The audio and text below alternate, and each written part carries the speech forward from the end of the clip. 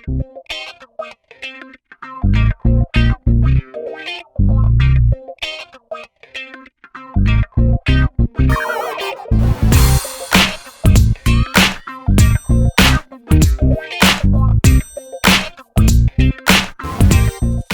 sou Mozart Neves Ramos, membro do Conselho Nacional de Educação e diretor do Instituto Ayrton Senna. É com muito prazer que eu gostaria de me dirigir a você, gestor, principalmente que está trabalhando agora com esse novo ensino médio. É um grande desafio que o país tem pela frente, mas é um desafio absolutamente importante e estratégico para o desenvolvimento do país. A partir de 2017, com a nova lei que coloca o ensino médio de uma maneira muito mais flexível, de uma maneira muito mais diversificada, trabalhando com itinerários formativos. Isso vai exigir naturalmente do gestor um esforço muito maior para gerir a unidade escolar. A começar, por exemplo, pelos itinerários formativos. Hoje você vai poder ter várias possibilidades de acordo com as áreas de conhecimento para que um aluno possa fazer a opção de escolher um ou outro itinerário formativo em função do seu projeto de vida. Então você, gestor, vai precisar principalmente preparar, isso era a primeira coisa que eu faria se fosse você, era começar a fazer uma integração com os anos finais do ensino fundamental, porque o projeto de vida desse jovem, ele tem essa transição, principalmente no 8º e 9º ano, em relação ao que ele almeja ser a partir do ensino médio. Fazer essa ponte é muito importante. O segundo aspecto que eu também me prepararia com bastante intensidade é como de tratar a questão da comunicação, da gestão da comunicação. Como trabalhar, por exemplo, os diversos diálogos da juventude. O jovem precisa cada vez mais ganhar protagonismo. O jovem quer uma escola que caiba na vida. E nesse sentido, o papel do gestor é propiciar uma escola, um terreno, uma formação que permita que ele seja cada vez mais protagonista do seu mundo. O jovem quer cada vez mais ser um autor intelectual, um formador de novos mundos, não quer mundos dados. E nesse sentido, torna naturalmente bem mais complexo o papel do gestor e principalmente de como trabalhar a formação de professores para essas novas áreas com maior interdisciplinaridade, itinerários formativos.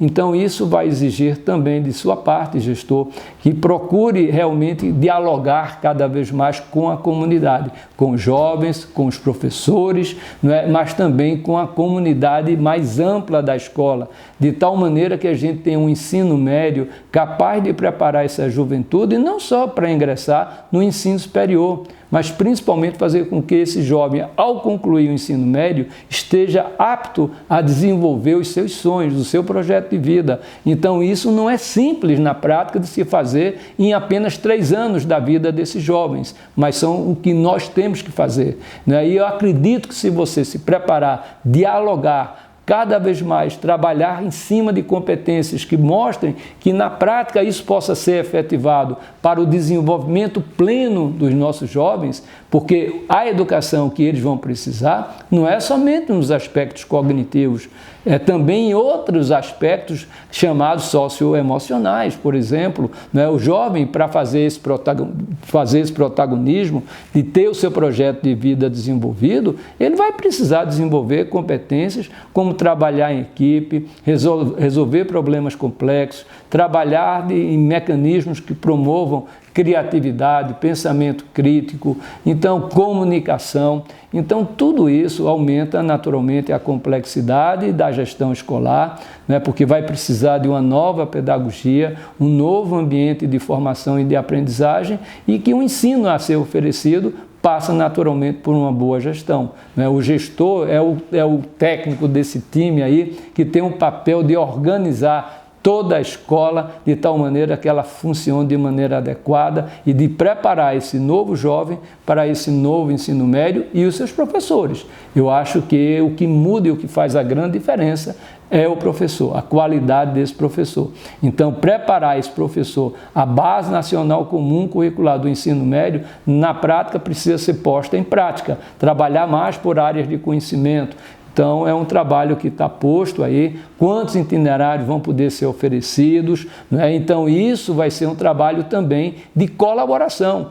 Um caminho que eu viria se eu fosse também diretor de uma escola, gestor de uma escola, seja ela pública ou privada, nós aqui ainda estamos preocupados com o jovem, né? É trabalhar de maneira colaborativa com outras experiências, com outras escolas, criando redes de colaboração, né? Com base em evidências que possam oferecer a essas escolas uma gestão que prepare professores e alunos para não somente irem, principalmente os alunos, para o ensino superior, mas preparar para a vida. Eu acho que esse é o grande desafio que a gente tem, e o novo ensino médio, com base nas suas características já aqui citadas, permite que isso aconteça, mas a complexidade é relativamente grande. Mas eu tenho certeza que você se preparando, você estudando, você realizando cursos de aperfeiçoamento, isso vai ser necessário na sua formação, porque mudou o ensino médio.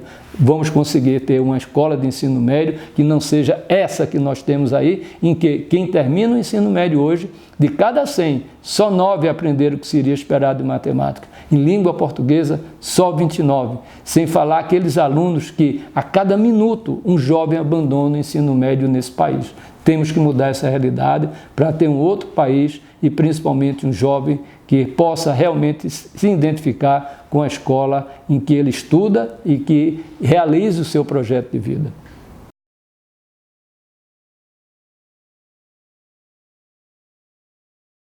Naturalmente, a escola ela é feita não somente pelo ambiente intraescolar, não é? A gente tem que levar em conta a participação dos pais. O desafio que a gente tem é, à medida em que o jovem, não é, principalmente o do ensino médio, como articular o papel da presença dos pais, das famílias na vida escolar dos filhos se torna mais complexo. Isso em relação ao que quando a gente compara com o ensino fundamental, principalmente nos anos iniciais. À medida que o jovem vai se tornando adolescente, a criança vai se tornando adolescente, depois vem a fase juvenil, que pega exatamente os anos do ensino médio, isso vai exigindo novas estratégias de articulação com as famílias, com a comunidade escolar. Então, ter ambientes, ter estratégias na vida escolar, por exemplo, games, plataformas que o jogo ajuda muito a desenvolver competências nos estudantes e que eles possam jogar com os pais, você cria mecanismos de interação entre família, escola, aluno, de tal maneira que a gente possa ir além do ambiente escolar, essa integração escola-família. Isso tem que ser através de um projeto pedagógico da escola que se traduza de alguma maneira nessa articulação com os pais, com as famílias, ajudando no desenvolvimento juvenil.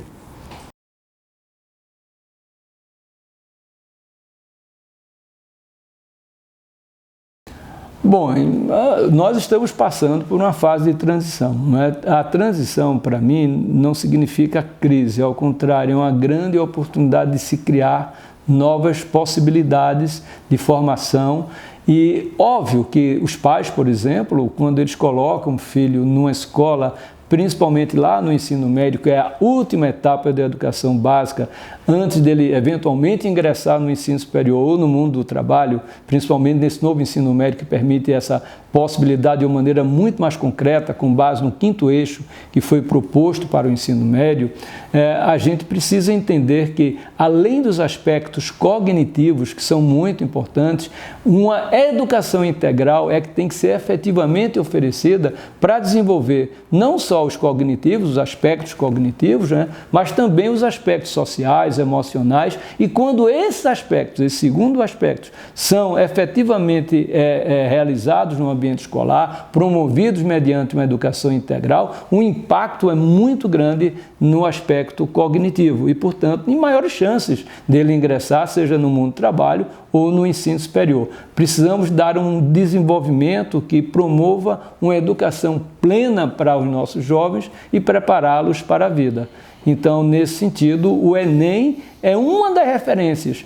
Precisamos olhar o Enem como uma das referências, e não como a única referência. Eu vou citar um caso que eu aprendi no país que hoje é referência, é líder na educação mundial. Singapura é um país pequeno, 720 quilômetros quadrados. Quando eu estive lá, eu perguntei como é que vocês fizeram, o que vocês fizeram para se tornarem o país em primeiro lugar no PISA, que é um programa de avaliação de estudantes, um programa internacional, e Singapura é primeiro lugar nas 3 áreas avaliadas, na língua materna, na matemática e nas ciências. A resposta que o professor Lincoln me deu na oportunidade, que liderou a mudança da educação em Singapura, ele disse: nós não nos preocupamos com PISA, nem com qualquer outro modelo de avaliação. Nós nos preocupamos em preparar os nossos jovens para a vida. Se eles estiverem bem preparados para a vida, eles vão se dar bem em qualquer mecanismo de avaliação. Portanto, vamos cuidar de preparar bem os nossos jovens para a vida, para que eles tenham não só sucesso profissional, mas sucesso pessoal e social. Isso fará uma enorme diferença na vida futura de todos os nossos jovens.